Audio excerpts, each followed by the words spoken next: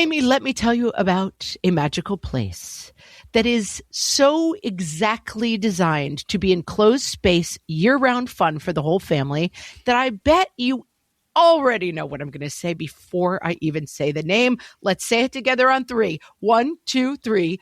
Great Wolf Lodge. You got it, Amy. My kids loved Great Wolf Lodge when we went. You probably already know that it has a huge indoor water park with a wave pool, lazy river, a bunch of massive water slides. But then your pack can hit the other attractions because wait, there's more. Great Wolf Lodge has adventure-packed attractions like Magi Quest, a live-action game kids can play throughout the lodge, plus the Northern Lights Arcade. Spent some quality time there, so your kid who loves the lazy river and your kid who loves fantasy games will both have a great time. Great Wolf Lodge also offers great dining options and complimentary daily events like nightly dance parties, all under one roof. Unpack the car once and you're settled in to have fun. And with 22 lodges across the country, you're always a short drive away from adventure. We've both had such great times at Great Wolf Lodge, so bring your pack together at a lodge near you. Learn more at greatwolf.com and strengthen the pack. You feel so trapped when you have a bad neighbor. What fresh hell? Laughing in the face of motherhood. Okay, I'll put your kid in. With Margaret Abels and Amy Wilson. And I am a mumble mouth this morning. A podcast that solves today's parenting dilemmas so you don't have to. It's not on you if it backfires. It just might backfire.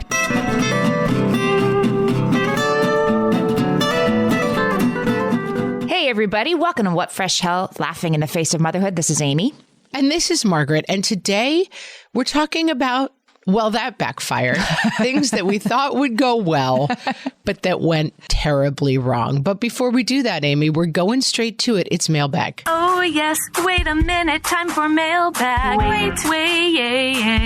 Check the mailbag. Amy and Margaret, look and see. Oh, yeah. Is there a letter in your bag to read? Check the mail. Okay, give me this week's mailbag. We got a comment on our Facebook group, facebook.com/groups/whatfreshhellcast. Come join us. This is from Kristen.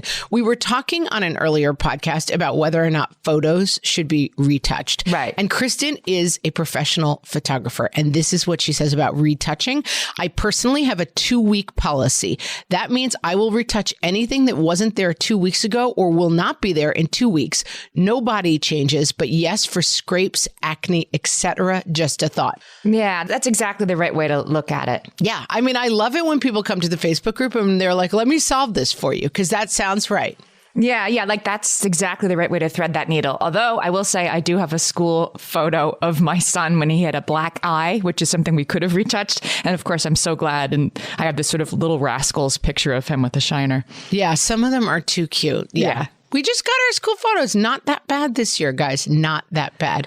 My daughter was like, retake. She was horrified. I'm like, this is a very middle of the road, mediocre school photo. It's exactly as it should be. But she's going back in. But I will also say, because it kind of backfired, I was like, I'm leaning in on school photos. It'll be fine. And I'm going to choose the package that's not weird.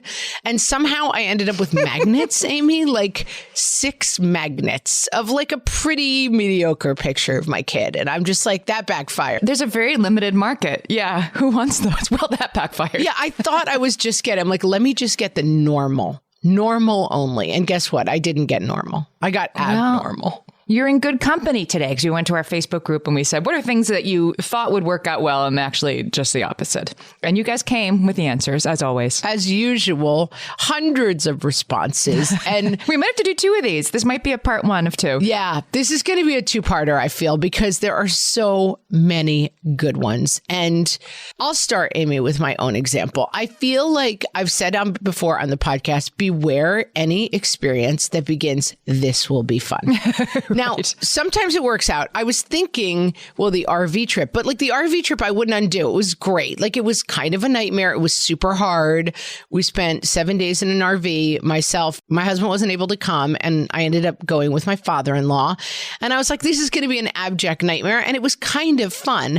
But I will say in general, a lot of the things where I thought to myself, you know, what would be fun end up going horribly wrong. And we're now planning a DisneyWorld trip. And I will say Disney took some hits on this one. Okay. Because I think it's the expectation.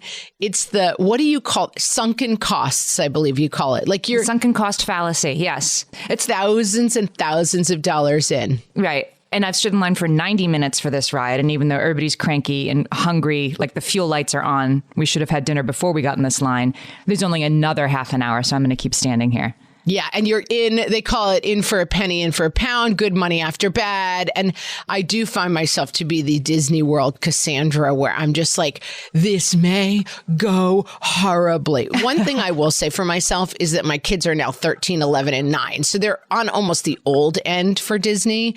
But because of the pandemic, we had to delay the trip for 2 years. So I'm hoping, I think the little kids at Disneyland, it's a nightmare because you can get there and you're hosed. So Raven says she took her son to celebrate his second birthday at Disney World 2 months after having his baby sister. Majorly overshot our ability to manage both babies and how little he would care at this age, whether we were at Epcot or the playground down the street. Raven, samesies, we did this. It was really important to me to get the kids to Disney to have that experience. And it didn't backfire. I think my kids were 3 and 2 when we took them the first time. And the only thing that backfired was, of course, like, you never know until you get in that situation. Will your kid run toward Donald Duck or scream? So I have all these photos of me standing next to Donald Duck while my 2-year-old is trying to climb like over my shoulder to, bolt in the other direction. Just terrified. What is that parental instinct when it's going wrong? Like, you've got a shrieking child whose eyes are rolling back in their head as if you're about to like toss them into flames. Yep. And you're like, you must go to Donald Duck and I must take a picture of you and Donald Duck, even though you are clearly having a psychiatric meltdown. Yeah. I mean, I've seen lots of things on Facebook just recently actually saying like, why are we doing this with the Santa and the Easter Bunny? And it's kind of funny, but it's also, are you traumatizing your child by making them sit on a stranger's lap? I mean, I don't think you are, but I do think it's funny that I have done it and everybody has done it. Like, you're clearly terrified and miserable, but I will force you into the arms of this giant duck who is absolutely terrified. Like, I will not walk away from this experience. I didn't make him do that, but I do have all these pictures of me like leaning in. You know what I mean? Like, yes, have the kid on one hip and on the other hip, I'm leaning in towards Donald Duck. Like, why did I want that photo? You're forcing that moment. Yeah, it's fascinating. Right. It has backfired. And it's not only littles. Jennifer says she took her 6-year-old. They went on Pirates of the Caribbean. He got scared and ended up screaming, I don't want to go on anything dark, scary, high, or with talking birds. Oh, no. So that's everything. Not the magical experience she was expecting. It's a small world. That's not really dark. It might have talking birds in it, though. Yeah, that's funny. Like, talking birds was where he drew the line. He was like, I will not accept any more talking birds. Yeah, you have to be ready. You're setting up the high expectations and the sufferings in the gap, right? Like, Disney World this will be the most magical thing that ever happened. And, maybe not. Your catchphrase, the sufferings in the gap, is really just highlighted in this. I mean, it's the classic, mom thought this would be fun, and it's not fun at all. I will say that our listener, Crystal, leaned in hard with having kids was her thing that kind of backfired. Not as fun as she thought, as it turned out. Sorry, Crystal. Yeah. A humbling experience, Danielle says. Parenthood in general, especially being a first-time mom during the pandemic. Oh, my gosh. We see you first-time moms during pandemics, right? Yeah. It gets better, too. I mean, I do think in general, like, we say it all the time, but I wouldn't go back for $1 million. My Aunt Terry always says, I wouldn't take $1 million for one of them and I wouldn't give a penny for one more. And like... That's it. Like, it's like, I'm done and I'm glad I'm done and I love them, but you'll never drag me back to hell. As I've said before, I'm listening to Angela's Ashes on Audible and I'm going to keep saying it until everybody listens to it because it's so good with Frank McCourt reading it. Guys, give in already. Amy is obsessed. And I'm at the point in the story now where they have had, I think, like 6 or 7 children. And it's in Ireland and they live in abject poverty and a couple of them have died. And anyway, the mother says, Alfie's the youngest. He'll be the enemy. No more babies. And so the father says to the wife, well, a wife has to do her wifely duties to her husband or else she'll burn forever in hell. And she's like, that looks pretty good to me, eternal damnation compared to another baby. She's like, I'll take it. I'll take it. Yeah. Anything but this. Here's something that didn't go well for Tracy. Swaddles, sleep sacks, wearable blankets, and magic suits. She tried every product on the market to keep her boys cozy and ensure they got the best sleep, but never found the one and ended up with a closet full of them. Yeah. This reminds me of my that backfired. Somebody convinced me when my first was born that I should do the baby wise method. It was this idea that you have to, wake your kid every 3 hours, like make them wake up, feed them, that, mom is in charge. I mean, and I know that that's sexist to say, but that was what the book was like. Mom decides when the nap starts. Mom decides when the nap ends. Take your 3-week-old and put them on an insane schedule, and then you'll get like 10 hours at night. And it works for some people. And so our close friends who are a couple years ahead of us in the parenting journey were like, you have to do this. So I did this with a kid who was colicky and had reflux and all kinds of issues that weren't quite clear to me yet, and was trying to impose, like I was setting an alarm to wake up at 2 a.m. and wake a deeply sleeping baby who would then scream while I was breastfeeding him. It was a disaster. It resulted in so much less sleep for either one of us. I will say, slightly samesies. The one thing that terrified me, because I'm a person who needs my sleep. I just do not. Some people can really function without sleep, but I'm not one of them. And just going behind the scenes, Margaret's a little tired this morning. She didn't get enough sleep last night, you guys. I had a late night and I am a mumble mouth this morning, and I'm like hitting the wrong buttons to record. I really just if I go under 6 hours of sleep, I'm useless. And I wanted kids, but I really had like an abject fear of the lack of sleep. I just thought, I don't know how I'm going to do it. Justified. Yes. And so, I was onto something as it turned out, but I obsessed about it in a way that was really crazy. And I read these books and I was highlighting them like, this is how you do it. Yes. And that did turn out to be something that made me crazy, and it kind of backfired. I can say that I feel like if my takeaway from young kids is my kind of, I will figure this out and make it work, whether it was sleep or potty training or feeding. And I will say my kids are bad eaters, and I don't think I did a good job at getting them to eat a range of foods. But even now my kid is 13, and randomly he'll be like, you know what I love? Pesto chicken or whatever, things that I would have never in a million years thought he would eat. I know that doesn't seem like a very advanced dish, but like he's just coming out of it and eating different things. And I just wasted a lot of my life being like, he will only eat chicken nuggets for the rest of his life. I thought you were going to say you wasted your time. Like I'm thinking back to this baby wise situation where I was like, the evidence in front of me was that this was not working for me or my child. But I read in a book that some guy in a book that I had highlighted said that it had to be this way. And so you keep going, right? You keep moving forward with this. You press on. You just keep banging your head against the wall. Forced feeding thing that is just not working for you, instead of saying, oh, this was a terrible idea. Yeah. Yeah. And for me, I just wish I could have the 3 a.m. panicky cold sweats, my child doesn't eat the rainbow moments back. Like it didn't help. It didn't make anything better. And I just wasted a lot of time worrying about it. I love this one. Katie says they purchased a lakeside cottage thinking it would be a place where they would take their children for summer and winter vacations for years to come. 2 years later, while pregnant with their first kids, our camp neighbors started firing rifles from their porch at explosive targets on their front lawn. Sometimes this even happened in the middle of the night, occasionally waking us up at 2 or 4 a.m. No amount of reasoning or threatening could get them to stop.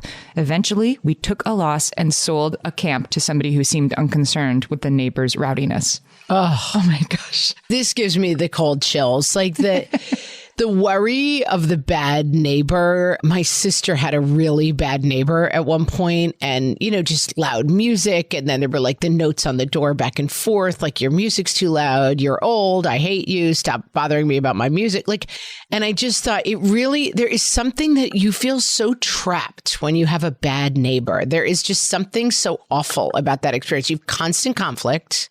Yeah. And you are, you've purchased real estate. Yeah. At least my sister's place was a rental. She had a lease, but she could eventually know that she was getting out of it. But that's right. You've sunk in all this money in, and then you're just like, oh no.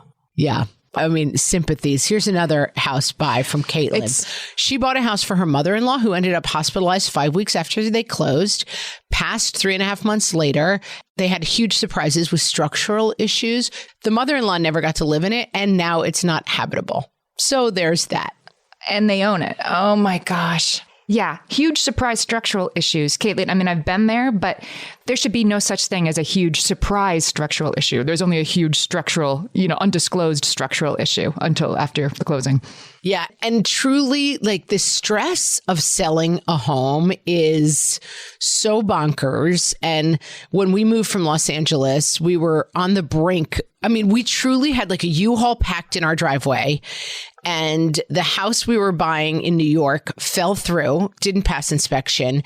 And then we lost the offer on our house in Los Angeles. And then I was truly like behind the wheel of this U-Haul thinking, and this was the 800 square foot house that I've mentioned before that was not full of happy memories.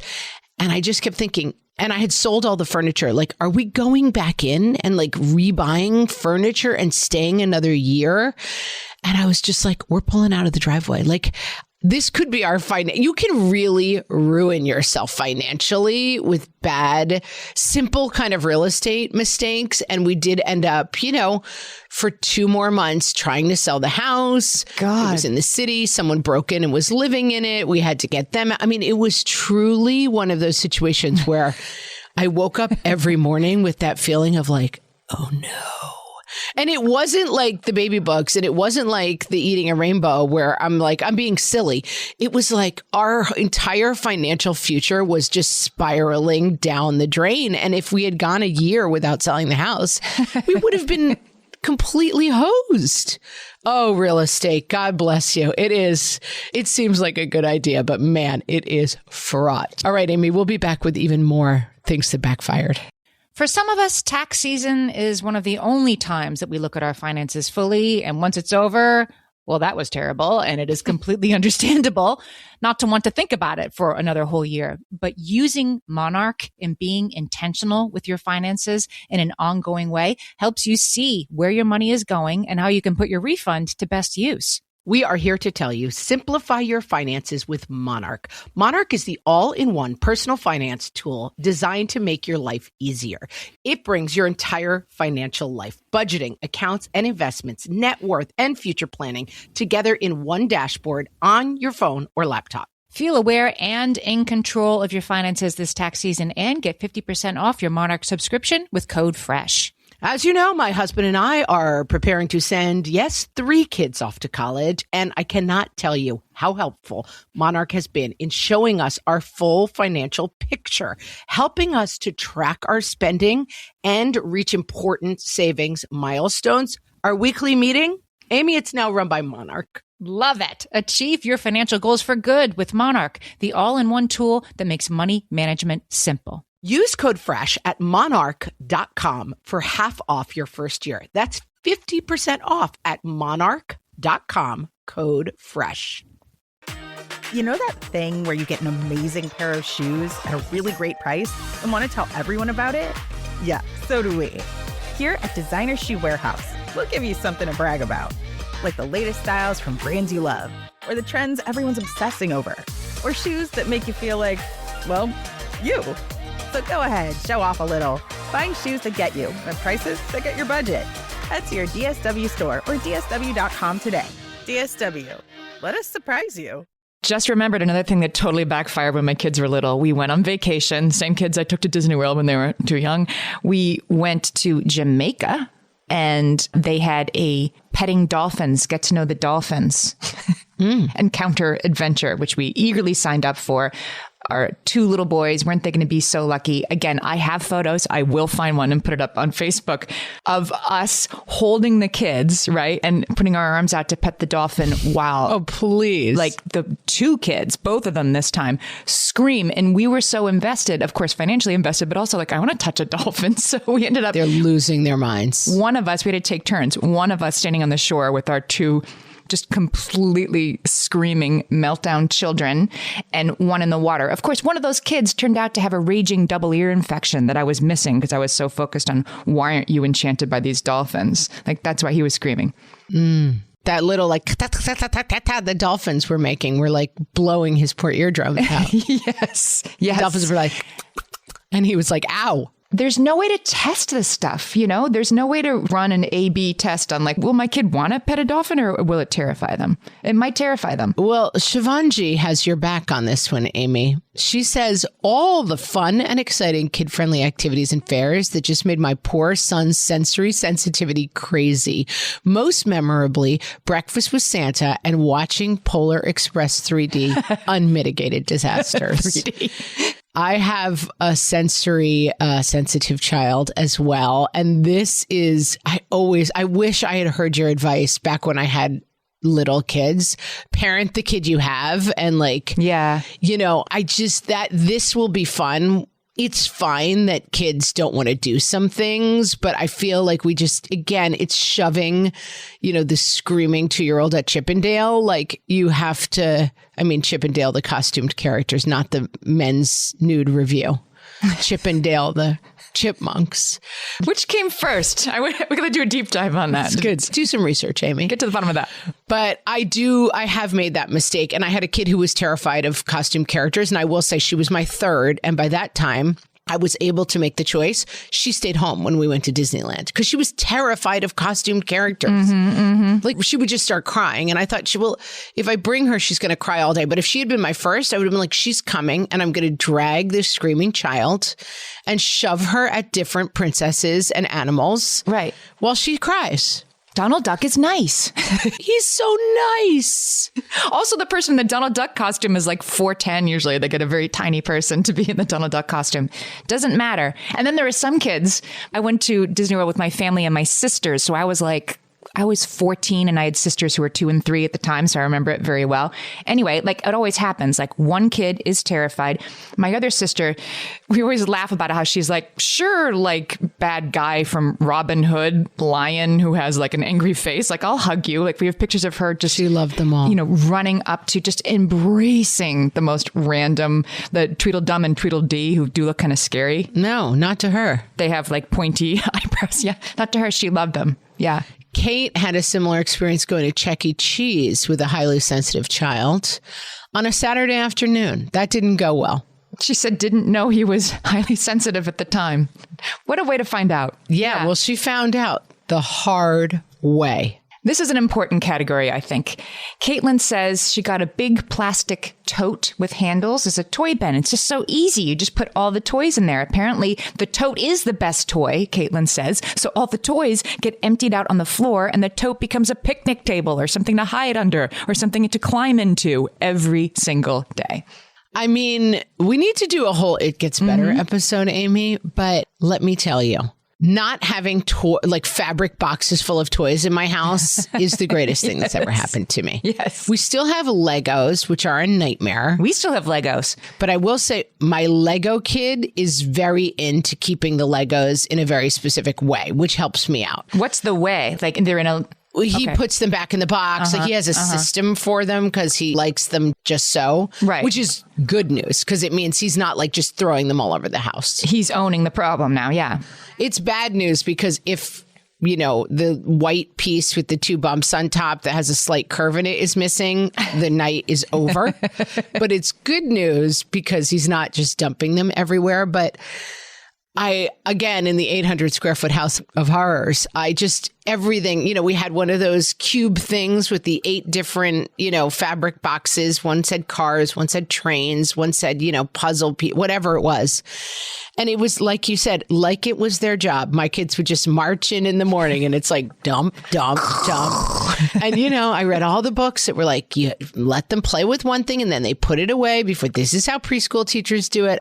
I was too tired. I was basically just sitting on the couch and staring at them and being like, this is my life now. There's times, right? There's times it's just like everything goes in a bin and gets put away. And then sort of like once in a while on a rainy Sunday afternoon, I would be like, okay, time for a back to one and all the cars go with the cars. Because I did feel like the kids... And you throw out all the McDonald's toys that somehow got in there. Yeah. Yes, because I did think the kids were less likely to dump stuff out when it was a little more organized and they could see what they wanted rather than here are just bins full of nonsense. That it's more likely they dump it out looking for the white Lego with the 2 bumps that's slightly curved. You're not wrong. I don't know. I'm so glad that it's over. Kelly thought it would be a good idea to invite her mother to live in their in-law suite. It worked great when she was traveling every weekend all winter, staying with other siblings, but then COVID hit. And she says, and it became too high risk to gallivant.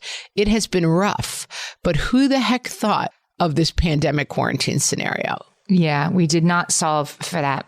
I know somebody who was involved in like a brand new relationship, and the girlfriend of, very short duration flew to see him like the day that Tom Hanks got COVID and ended up with him for like 4.5 months. Well, Neil Kramer is a friend of ours, and he did a quarantine in Queens. I'll put a link to him because we've talked about him before. He ended up, his ex-wife came to visit and New York City, and then felt like she couldn't leave and couldn't fly because it was the Tom Hanks weekend, as you say. So she went to stay with him and his mother in a 1-bedroom apartment in Queens, where they still live, 600 days into this crazy situation. They take pictures. It's the craziest situation.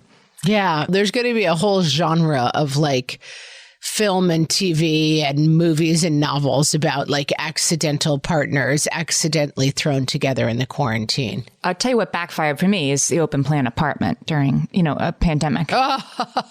Doors are so great. I can sing you that song.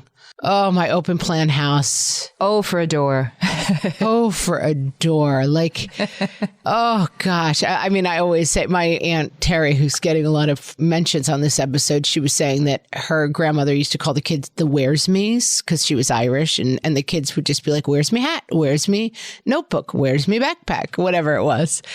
And she was like, your problem is your where's me's can find you wherever you are in the house. And that's it. Like wherever I am in the house, I can hear someone be like, Mom, where's me socks? Although they don't say it that way because they're not adorable Irish lads. What if you train them to? Yeah, maybe that would help. I don't know if it would make it better or worse.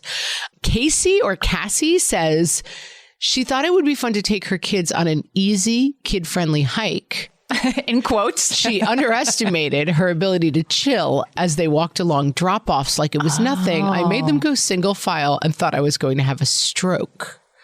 I have definitely done this. And I remember we took a trip when we were kids in an RV, the original RV trip, and we went to the national parks kind of, and we all remember it as magical, but I definitely remember my mom like yelling a lot and being kind of like anxious. And now that I've done a couple of things, like of course my mom had read the brochure that's like, if a bear starts sniffing you, lay down and play dead. And like, don't, sometimes the trail erodes and you fall to your death. Like she just saw the entire thing basically. And we were young kids scrambling and rambling around. And I'm sure it was just a nightmare for her. Oh, we did a mountain biking trip. So my kids are all teenagers now, 14, 17, 18. But this was like 5 years ago. So let's say they were 9 to 14.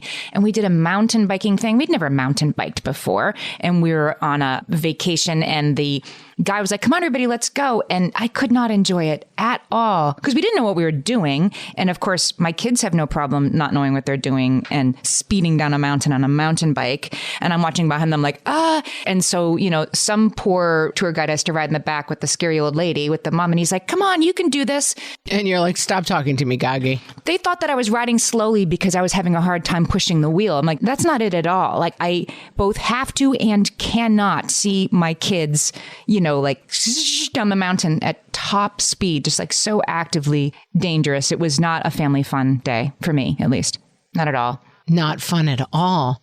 Chelsea says leaving her house ever is something that has backfired on her. She has a 1 and a 4-year-old. Yeah. Stay home, Chelsea. She's not wrong. Stay home. Just pretend that COVID never ended and you're still quarantined and just stay home. We found out you can do that.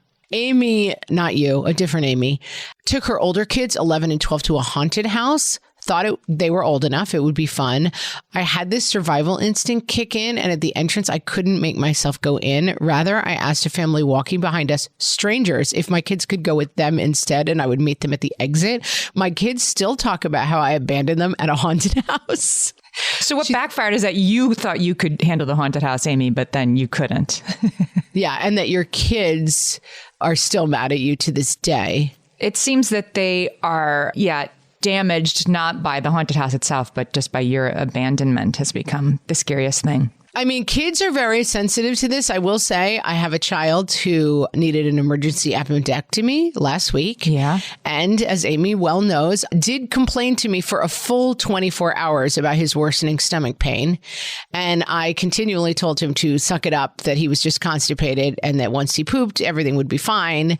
And in fact, he was really on the verge of sepsis from a ruptured appendix. And he has not let me forget about that. That will be with me for quite some time, I believe. So tell us, because I think it's useful information for those of us who have never had to deal with this before, like what tipped it over? What made you be like, oh, we need to go to the emergency room? I am going to say briefly in my own defense that 2 months into the height of the pandemic in New York, so whatever it was, May maybe. Yeah. At a time when it's like, do not go to the hospital unless you really, really, really have to go. He came down doubled over in stomach pain. I said, that's appendicitis. We brought him to the emergency room and they sent us home saying he was just constipated. And 2 days later, he felt better. So when this started again, so that I did get a little tricked because now I know that that was a flare up of his appendix the first time around. Yeah. Yeah. If we had brought him home and it continually got worse, we would have brought him back, but it resolved. But that can happen. Apparently, you have these flares. So in my own defense, when he had stomach pain the first time, you know, if your kid has sudden onset intense stomach pain with any kind of fever, it's time to go to the doctor. Right. But because I had been tricked because we had been through this once before and they sent us home, I would just got it so clearly in my head that it was indigestion that I didn't take him for way too long. So anyway, I would say if your child is complaining of any kind of some sudden onset stomach pain, it's probably time to go to the ER. Yeah, but I totally understand that. Right. When it wasn't my fault, which I would like you to explain in a long written statement to my son, please. Yeah, exactly. It's kind of the person's fault. Though the first time it was like, oh, get out of here, mom, it's constipation. You probably got a little bit of an eye roll. I'm imagining, I wasn't there, but just sort of like, oh, here's another one overthinking things. Go home. We don't need you at this hospital. Yeah, and it's COVID. Like, what are you doing? Go home. Yeah. What are you doing here? Right. Listen, it was not my fault, and I need everyone to write an affidavit on my behalf to my son. I love this one. Elizabeth says, reading books geared to help kids with transitions or challenges. My kids were fine going to daycare until I read them books assuring them mommy always loves you and comes to get you at the end of the day. Until then, they didn't have a concept that this was a challenge. Note to my younger self, there are kids who need to read reassuring books about hospitals and dentists. You don't have those kids. I loved this one. It had never occurred to me.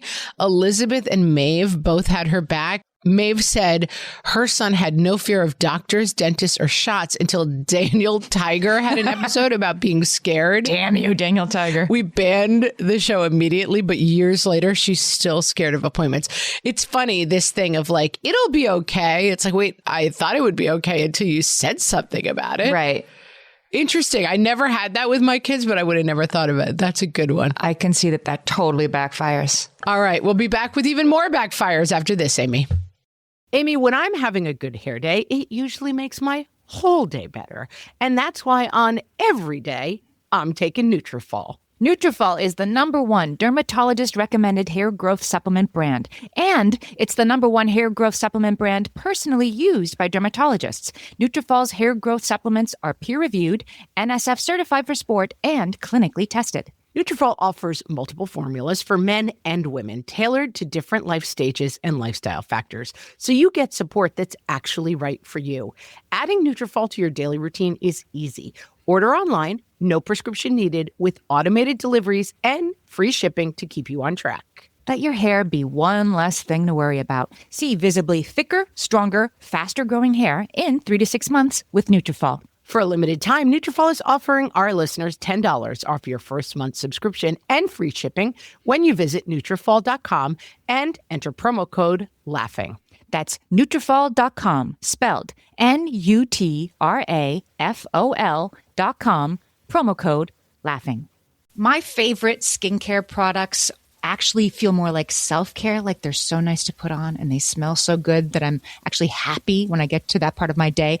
And I swear that is how I feel about Osea's anti-aging body balm. Amy, you are usually the lotions and potions queen on this podcast, but I have to say, hard agree. Osea's anti-aging body balm is a liquid silk body balm that combines the lasting hydration of a lotion with the firming power of a serum, leaving skin smoother and firmer. This body balm is clinically tested and designed to deliver visible results you can see and feel. So we've gotten to use this product for a couple of months now, and I swear I have really noticed firmer and smoother skin, like on the back of my hands. It's like getting a mini spa treatment from head to toe. Get a spring-worthy glow with clean, clinically tested skincare from Osea.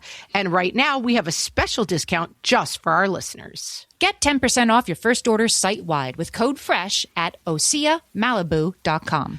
That's 10% off your first order with code FRESH at OSEAMalibu.com. And now, the first year of marriage versus the 10th year of marriage. From the What Fresh Hell podcast. First year. Let's stay in bed all day. 10th year.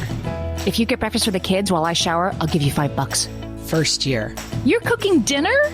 I wanted to cook you dinner. 10th year. Who's calling the pizza place? First year. Oh, I love it when we just talk. 10th year. Honey, we need to make an appointment to have a conversation about these orthodontist bills. First year. Sexy lingerie. 10th year. School fundraiser t-shirt. First year. Dinner and then dancing. Oh, that sounds wonderful. 10th year.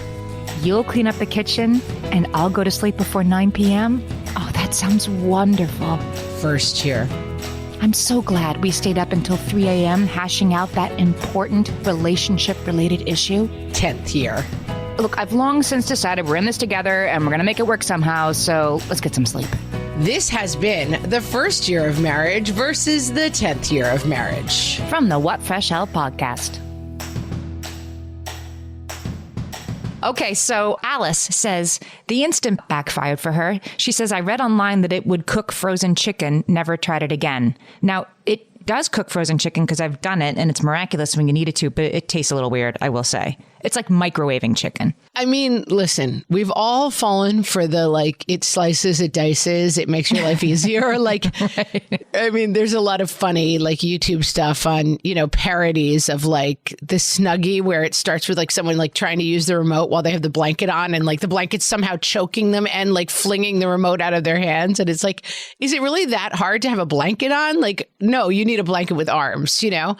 I have an Instant Pot, and I will say the first 6 months, I went all in and thought my life is changed by this, you know, gift from God. And now I haven't used it in months and months. I did get the air fryer top for it, and I make fries in it now.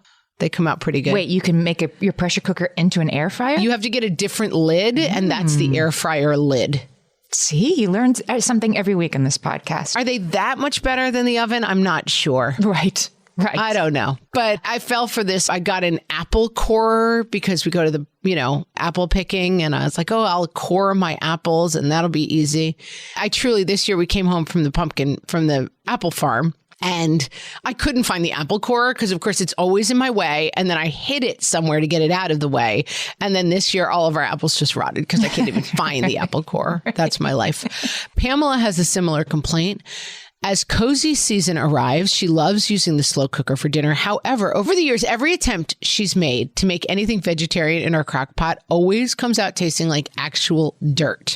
We cook veg often, just not in the crock pot. Something about crock pot vegetables just does not work for me. I don't get it. I don't like crock pot to me is just like soup, just like, you know, minestrone with those like diced potatoes and it just kind of falls apart. My crock pot go-to is the pot roast. I love a pot roast. Oh. Yeah, right. Exactly. Like throw something in there and 6 hours later you can shred it and put it in something else. Got to sear it first. Right. That's my only advice. You got to put a little hard sear on the outside. Otherwise, it's a little mushy and unappealing. But if you get the hard sear and then you crock pot it, oh, that's like one of my top 10 meals of all time. Love it. Robin says preschool sports leagues backfire. It's my own version of David Foster Wallace's A Supposedly Fun Thing I'll Never Do Again. You know, have you read that book? No. It's so good. Is it about preschool sports leagues? No, it's about him going on a cruise. Oh. And it's an amazing, amazing, funny book. If you haven't read it, a supposedly fun thing I'll never do again. Way pre-COVID. It has nothing to do with like COVID cruises, but it's really a great book. My sister and brother-in-law just had to go to bat for a sort of, 5-6-year-old sports league in which their kid was never playing because the coach wanted to win. Oh. And, it had to be sort of like they're 5 years old and the kid is crying that you haven't put him in for 3 games. Can we reassess the goals for a preschool sports league, right? It's tough out there. And I'm sure the answer was probably not. I think it was probably like, okay, I'll put your kid in, person who can play. Yeah, I don't know. It's worth going to bat for that, by the way. But yeah, it can backfire when you have differing goals for the experience. Another source of my 3 a.m. terror chills is that none of my kids play sports at all. I have one kid in gymnastics, but even that seems to be falling by the wayside.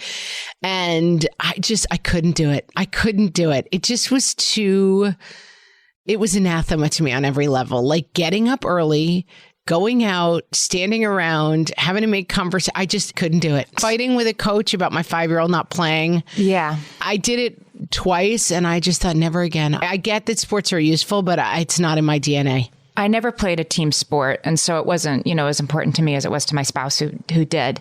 And it's hard once they get into, we actually have an episode about this. It's hard once they get older because you can think like, well, they'll just play later. But your kid can't pick up baseball in 7th grade when there's kids who've been playing since they were 6. Like it's too late.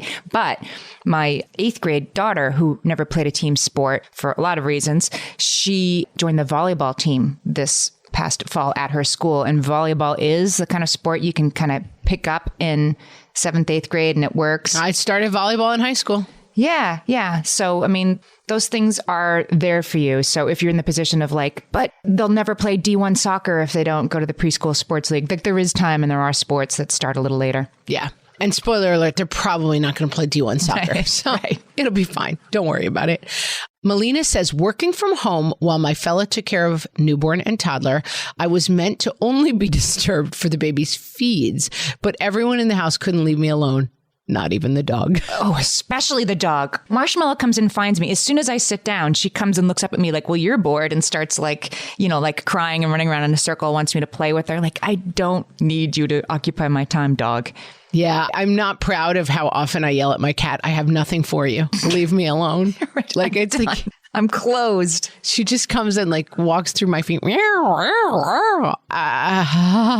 has... It's like one more person to yell at me. She's subject to the where's me's when she works from home. Yeah, it's the where's me food, says the cat. Well, as they get older, at least they can sort of... Like my daughter will see something on TikTok she wants to try to make or something. And then when they're driving it, it's great. Instead of this should be fun, let's make reindeer cookies with sprinkles. And, it's a huge mess and they cry and they don't want to do it and the cookies burn.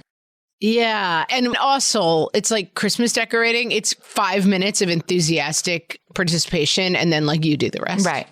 Cookbooks backfire for some of our listeners. Holly says, I'll buy a new cookbook thinking I'll cook my way through it and I'll stick with it for 2 to 3 weeks and then I'm done. Cook once, eat all week. I'm looking at you. And Caitlin says, I tried that book. We got sick of riced broccoli or whatever. Yeah, this is the apple core. It slices, it dices, but wait, there's more. The idea, the writer's version of this is notebooks and pens. The thing that's stopping you from writing the great American novel or screenplay is that you haven't found the right combination of notebook and pen yet. Yeah. And cookbooks falls into a similar category, the beautiful, lovely cookbook. And yeah, I just will say that I pulled out all my cookbooks. We had a cookbook shelf and I replaced it with a bar in the house. I have a cookbook shelf too, and that I don't use. Yeah, I got rid of it and I put the alcohol there instead. I do have recipes, but at this point I find more of them online. Yeah, you're right. That is prime real estate in my kitchen that's being taken up by... Every once in a while, I'll pull out some cookbooks and peruse them and try to get inspired. But yeah, the idea that this exists in book form is mistaken, Amy. The idea that buying another one will solve the problem of, the 18 cookbooks you have already is not solving for you. But this new one is going to solve it. Yeah, not correct. Amy, I have to highlight our dear friend Janelle Hanchat, who was a guest on our podcast. And the thing that backfired, she thought it would be a good idea, but it backfired for her, was whiskey. And you can read her book, I'm Just Happy to Be Here, and follow her story. But if you know Janelle and you know her story, it's all worked out great for her in the end, but whiskey was not the right choice for her, as it turned out. Yeah. And Amy, I think we'll wrap with a big topic that backfired for several people, and that was marriage. Oh, interesting. They thought that would be a good idea. Getting married at 19, Nancy thought was a good idea. Yeah. This can go either way. Listen, it can work out really well. It can work out medium. Yeah. And it cannot work out at all. I went to high school with a girl who got pregnant while we were still in high school, married the dad. Like, they're now like grandparents, and seriously one of the most happily married, well-matched couples I've ever met. So young marriages can be great. Yeah, my brother and his wife met at 19, certainly. They didn't get married until 2 years after college, but met at 19. You can definitely do it. You can definitely meet somebody at a young age and have it work out. But if it doesn't, it's a pretty big backfire, Amy. It's not on you if it backfires. It just might backfire. Totally not on you. As you said, we have so many more things that backfired for people that we will be doing a Things That Backfired Part 2 episode, Amy. All right. I can't wait. I know. We've got to get through all of the misfires, malfires, and backfires that we have waiting for us. Bad decisions. Awesome. Can't wait. Things that went awry. You know what won't backfire, Amy, on you? Buying merch for the holidays for all your friends, families, and relations. That's true. A cozy Oldilocks sweatshirt will never disappoint you. I reach for it again and again. My A Thing and a Thing notebook is open right here in front of me, and it's where I'm going to write the great American novel because it's the perfect notebook. Just as soon as you get the right pen. Yeah, that's the only problem. I don't have a pen. That's the only thing holding me up right now. Go to bit.ly/whatfreshmerch, or just go to our website, whatfreshpodcast.com, and you can click on the merch up in the top bar and you can shop. Shop to your heart's content. And with that, friends, we'll talk to you with more backfires next week. So long. Thanks for listening.